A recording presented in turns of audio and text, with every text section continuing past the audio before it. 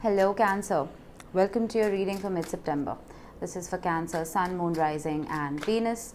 Please make sure you check all your placements to get a clear picture of what's going on for you at this time. As always, this is a general reading. It may or may not resonate for all of you.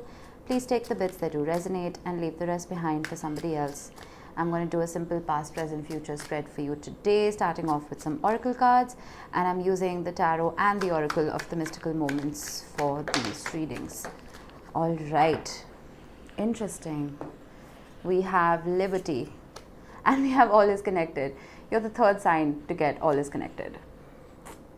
Interesting. All right, let's start off with liberty. Somehow it reminds me of the Justice card to an extent, but I feel like this is more a card of choices, of confidence and of letting go. There's a sense of self-determination that comes about with this card. Now you see the bird cage that is hanging from her hair, and she's about to release the winged friend, the bird, from its cage. I feel like many of the obstacles that we face are the ones that we create ourselves. And I feel like once we've created them, we have the power to release them. So this woman has plucked a little star, a special star, from the sky. And it's there. She's plucked it to help this particular bird on his or her journey. And this card, it stands for freedom more than anything else. And having the choice to pave the way for your future. Having the choice to decide what it is that you want to do, what it is that you want to accomplish, which way it is that you want to go. It's about not letting others decide for you. You have the power to liberate yourself from both internal as well as external cages. And I feel like this particular star that she's plucking out from the sky is it's universal guidance. It is a sense of you being protected, divinely protected. There is a cage that needs to be broken open now. There is a cage that you've been stuck in, a box that you've been stuck in, and you finally deciding to let yourself free, to let yourself go, doing a trust fall with the universe. With all is connected, this is the energy of innovation and transformation and growth and release again. You see how she's releasing the cord that binds. It's almost like it's a spider's web because there's a spider right in the middle. This is about releasing all that is not serving you anymore, no matter how tightly wound up it is in your reality. This nods to Mabon. It nods to Ostara. It nods to the autumn equinox that's coming about on the 23rd of September. It is a nod to releasing things that do not work anymore, not being afraid of these changes, not being afraid of letting go. No matter how hard and painful it is the only way that you're going to evolve. Knowing that life goes on and nothing ends, it is just reshaped into something new. Whether for better or for worse, things need to change. Until you allow that change, that new slate that you want to be given by the universe will not come into play. You will be stuck in quicksand. Right? So there is a sense of the universe kicking in. This is the Wheel of Fortune for me, and that again is the Justice card, which are both universal energies. The universe stepping in and begging you to let go of something or someone. Let's see what was in the recent past. Wow. Ace of Swords, 10 of Cups, 9 of Pentacles. There was a realization, there was an aha moment regarding a partnership. There was a sense of, whenever I get the 10 of Cups in this deck, I'm always reminded of wishful thinking because of that rainbow. You may have felt that you found someone who was perfect for you. And I feel like that didn't come about just out of nowhere. I feel like you did a lot of work on yourself. You reached that level of self-development where you could attract a healthy partnership. But I feel like it was very Neptunian in nature. There wasn't too much groundedness. There wasn't too much stability. feel like you brought about that sense of stability in this relationship, but the person and the relationship, the connection in general, was very floaty. I feel like you may have felt that you were building castles in water. And with the Ace of Swords, I feel like there was a realization about what your truth is.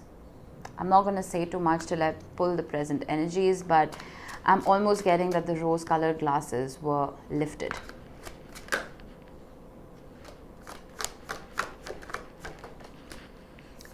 Current energies, the Hermit, Six of Swords, yes, King of Pentacles. You are prioritizing stability now. And I feel like you are keeping to yourself with the Hermit. You're almost wanting to shine your own light and not really asking for help from other people. This is a card of isolation, but isolation that is very productive.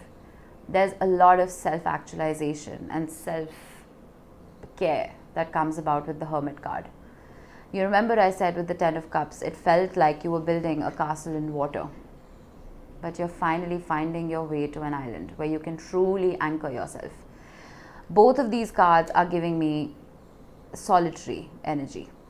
So if you were connecting with somebody, I feel like you're not so much anymore.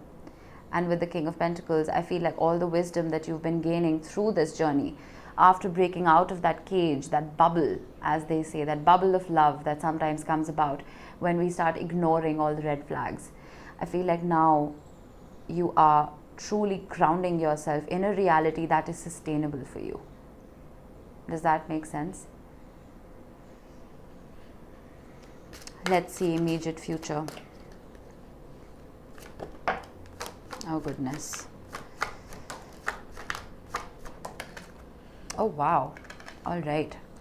We have the Two of Cups, we have the King of Swords, and we have the Ten of Swords.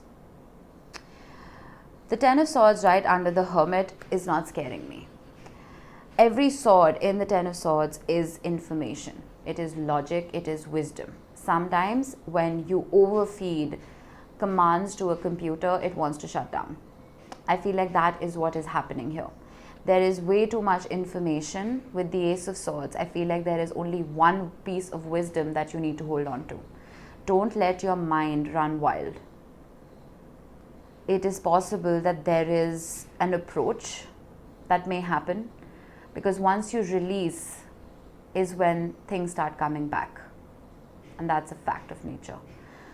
I feel that whoever this is that caused you this bereavement, whoever it is that made you feel unanchored, once that return comes in, your mind will overplay everything. Your mind will overplay the past. Your mind will overplay the future. Your mind will overplay if you did the right thing by letting go.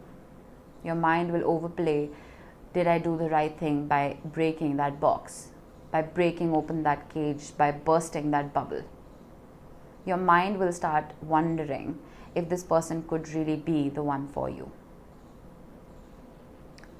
Don't let your mind run wild. Hold on to that one piece of wisdom. You see, the King of Swords right here is not really a master of boundaries anymore or control in this particular deck. The King of Swords here is plucking stars from the sky and weaving them into the fabric of her life. There is a spirituality here, there is a transcendence here that needs to be adopted, that needs to be almost, it needs to become a lifestyle for you. This sense of trusting the universe, the sense of trusting your manifestations, and the sense of trusting that the stars will guide you, that intuition, that gut, it needs to have a more permanent role in your life. With the Two of Cups, this is an intermingling of energies. This is an intermingling of frequencies between two people who earlier may have fooled themselves into a happily ever after. I don't really like the Ten of Cups all that much, to be frank, especially in this deck. It is too wishy-washy and woo-woo for me.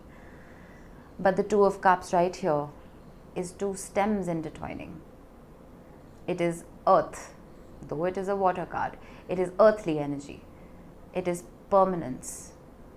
Those tulips being intertwined forever and stemming from the ground, stemming from something that is stable and practical. So I feel like once you start trusting the universe is when things will start falling into place for you. Bottom of the deck, we have the Devil, the Emperor, the Fool, Strength, Ace of Cups, Nine of Cups, Oof, Three of Swords, Ten of Pentacles. This is an up and down. This is control again, toxicity, codependency, letting that go, letting all of it just float away. So you can start manifesting from unconditional love, from a place of peace, from a place of strength, from a place of having almost beat the devil. This is the energy of someone having trained the beast within them, having trained the beast within the relationship. The Chariot, your energy, fast-paced movement, where? To love, where? To a wish fulfilled. There is something that needs to be overcome here. I feel like everything that may have transpired for you in the past, it's almost made you build walls around yourself that are keeping not just bad people out, but it's preventing the goodness from coming into your life. So again, don't let your mind run wild. It can be a devil's workshop.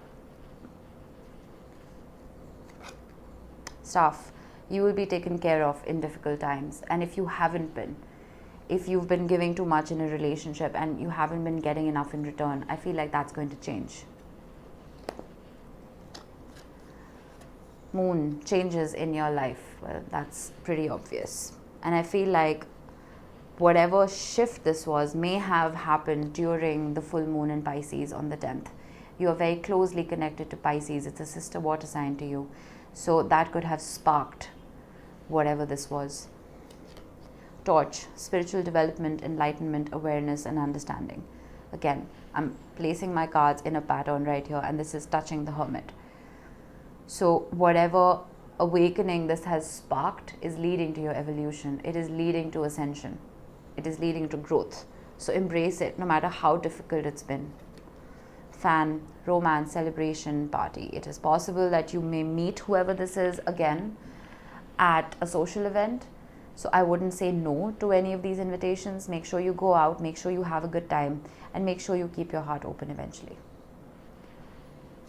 All right. Let's get you a few charms to close this off. We have a broken heart. I see that. I see that heart being broken, not just yours, but the person you're dealing with as well.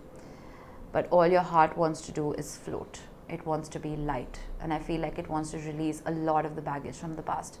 And the Fool is here to tell you, and right under the Emperor, that it's okay to release. The Star. You have a lot of starry cards. So it is possible that this is a divine connection. And the stars are guiding you. And the Star card in the tarot talks about healing. Even if it is healing in isolation. Just make sure you don't stop wishing. We have an intricate heart, which talks about love that is difficult but beautiful and worth investing in. And we have Taurus. You could have Taurus heavily in your chart, or you could be dealing with someone who does. But I just feel like once Mercury goes direct on the 2nd of October is when things will start making more sense. Everything is highly Neptunian right now. It is all over the place. A lot of planets are in retrograde, and 6 planets to be precise, and that is making us do a little backwards dance. We need to do a forward dance. We need to start looking to the future, learning from the past, but not living in it. All right, that was it for you, Cancer. I hope this helped. Bye-bye.